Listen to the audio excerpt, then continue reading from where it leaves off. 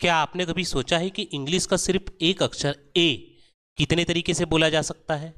कभी अ, कभी ए, कभी ए, कभी आ।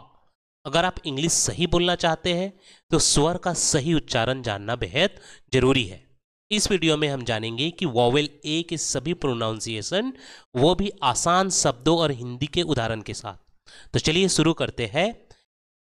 अब सबसे पहले जानते हैं कि इंग्लिश में स्वर यानी वॉवेल्स कितने होते हैं।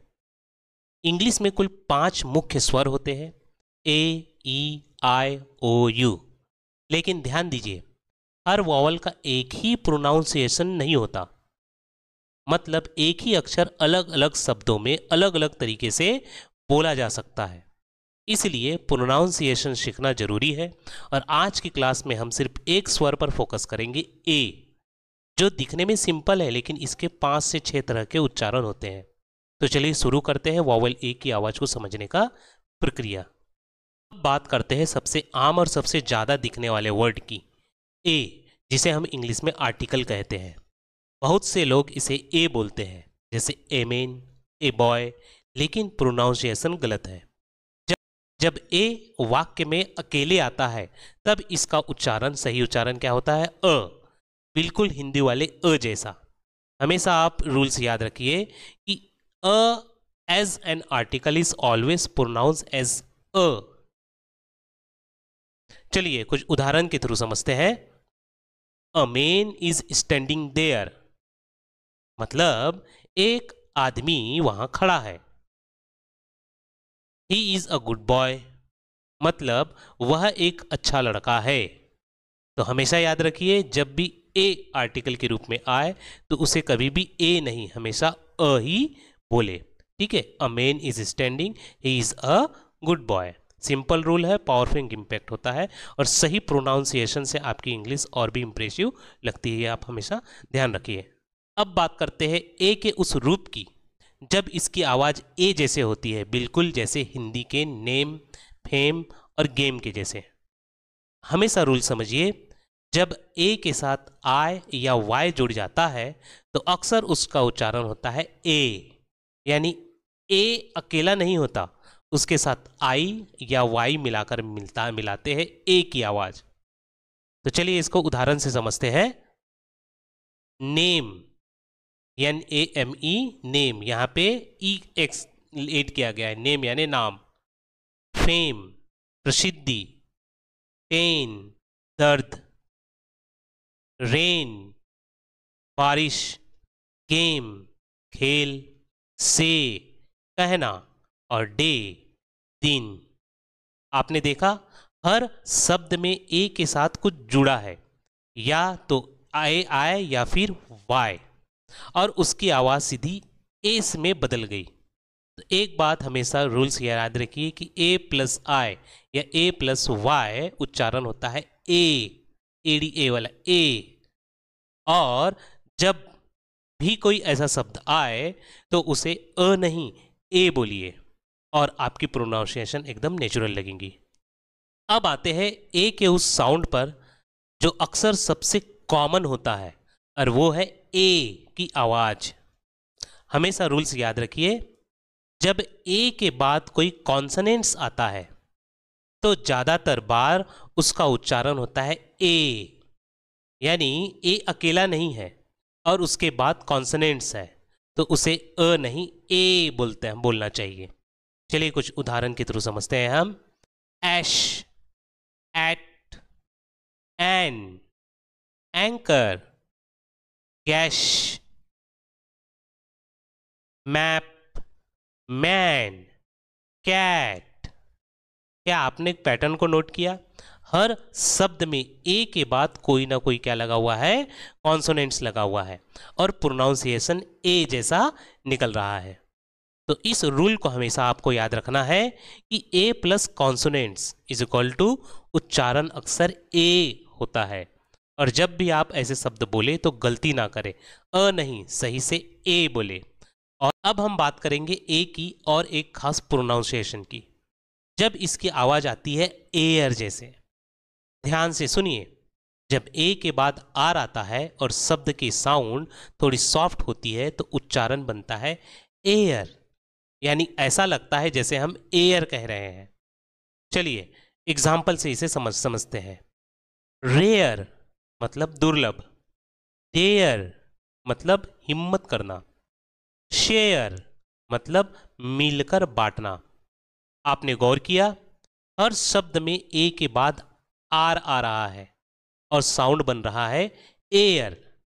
तो हमेशा आपको याद रखना है A plus R is equal to air, और जब शब्द की ध्वनि सॉफ्ट हो। अब जब आप बोलेंगे कि रेयर, शेयर, डेयर, तो इसका सही प्रोनाउंसिएशन होगा रेयर, डेयर, शेयर। अब हम बात करेंगे एक बहुत ही सटल लेकिन इंपॉर्टेंट प्रोनाउंसिएशन की, और वो है स्वच्छ साउंड यानी अ जैसा आवाज। आप हमेशा रूल समझिए, जब कोई सिलेबल सेंटेंस में जोर अर्थात स्ट्रेस में नहीं होता यानी अनस्ट्रेस्ड होता है, तब वह वॉवल ए का उच्चारण अक्सर अ की तरह होता है, बहुत हल्की और नेचुरल साउंड। इसे हम कहते हैं स्वच्छ साउंड। उदाहरण के थ्रू हम इसे समझते हैं। अलर्ट मतलब सचेत होना, एग्री मतलब सहमत होना, अजार मतलब अधखुला। क्या आपने नोट किया कि हर शब्द में ए को तेज नहीं बल्कि धीरे और हल्के अ के रूप में बोला जाता है। तो हमेशा एक बात याद रखिए कि जब अनस्ट्रेस्ड सिलेबल हो तो उसका उच्चारण होगा अ जैसा, न ज़्यादा खुला न ज़्यादा बंद, एक नेचुरल साउंड। यही होता है चा इंग्लिश में सबसे कॉमन साउंड। अब बात करते हैं ए के उस साउंड की जो बिल्कुल हिंदी के आ जैसा लगता है। ग्रामर रूल्स हमेशा समझिए कि जब ए के साथ आर जुड़ता है तो उसका उच्चारण अक्सर बनता है आ, यानी ए की साउंड लंबी और खुली हो जाती है। ये साउंड हमें बहुत से कॉमन वर्ड्स में सुनाई देता है। तो चलिए कुछ उदाहरण के थ्रू समझते हैं। आर सहायक क्रिया हम हेल्पिंग वर्ब बोलते हैं। आफ्टर की बात, फार मतलब दूर। आपने देखा हर शब्द में ए के साथ आर है और प्रोनाउंसिएशन में भी साफ आ की साउंड आ रही है। तो रूल्स हमेशा याद रखिए, ए प्लस आर अक्सर उच्चारण होता है, इन दोनों का उच्चारण क्या होगा, आ का उच्चारण होगा। ये साउंड खास तौर पर तब आते हैं जब आर स्ट्रांग और क्लियर बोला जाए। तो अगली बार जब भी आप बोले आर, फार, आफ्टर, तो कॉन्फिडेंटली कहिए आर, फार, आफ्टर, ना कि अरे, फरे या आफ्टर। अब हम पहुंच चुके हैं ए के एक ऐसे प्रोनाउंसिएशन पर जो थोड़ा भारी लगता है सुनने में, और वो है आ का साउंड। रूल्स हमेशा ध्यान रखिए, जब ए के साथ डब्ल्यू जुड़ता है या शब्द की ओवरऑल साउंड हेवी यानी भारी होती है तो ए का उच्चारण बदलकर बन जाता है आ। इस साउंड को आप रोजमर्रा के कई शब्दों में सुनते हैं। चलिए उदाहरण के थ्रू समझते हैं। टॉल मतलब लंबा, ऑसम बहुत बढ़िया, हॉल बड़ा कमरा, ऑफल बहुत बेकार, कॉल पुकारना या फोन करना, ऑकवर्ड मतलब अटपटा या अजीब। आपने गौर किया हर शब्द में या तो ए के बाद डब्ल्यू आया है या शब्द की ध्वनि भारी और गहरी है जिसे प्रोनाउंसिएशन बन गया आ। तो रूल्स हमेशा याद रखिए, ए प्लस डब्ल्यू का या हेवी साउंड वाले शब्द उच्चारण होता है आ। तो अब जब इन शब्दों को बोलेंगे तो ऑसम, कॉल, हॉल जैसा बोलिए, ना कि एसम, हेल जैसा। ठीक है, तो चलिए एक बार जल्दी से दोहराते हैं आज आपने क्या सीखा। आपने आज जाना कि वॉवेल्स ए का सिर्फ एक नहीं बल्कि कई अलग अलग उच्चारण होते हैं, जैसे अ, ए, आ, एयर और आ। और ये प्रोनाउंसिएशन इस बात पर निर्भर करता है कि ए किस स्पेलिंग पैटर्न में है और उस शब्द का स्ट्रक्चर कैसा है। यानी प्रोनाउंसिएशन कोई रटने की चीज़ नहीं है, ये एक पैटर्न है, एक रूल है, और जिसे आप समझकर अप्लाई कर सकते हैं। और सबसे ज़रूरी बात, जब प्रोनाउंसिएशन सही होगा तभी आपका कम्युनिकेशन पावरफुल बनेगा। अब एक छोटा सा अभ्यास करें। 5 नए इंग्लिश के शब्द चुनें जिसमें ए आता है और उन्हें जोर से पढ़ें और सोचिए कि इसमें ए का कौन सा उच्चारण है। और इसी तरीके से प्रैक्टिस करते रहिए, दोहराइए और इंग्लिश बोलने में और भी कॉन्फिडेंट बनिए। यही था हमारा वॉवेल ए का प्रोनाउंसिएशन गाइड। मिलते हैं अगली वीडियो में एक और मज़ेदार और एक ज़रूरी इंग्लिश कॉन्सेप्ट के साथ। Till then keep practising, keep speaking.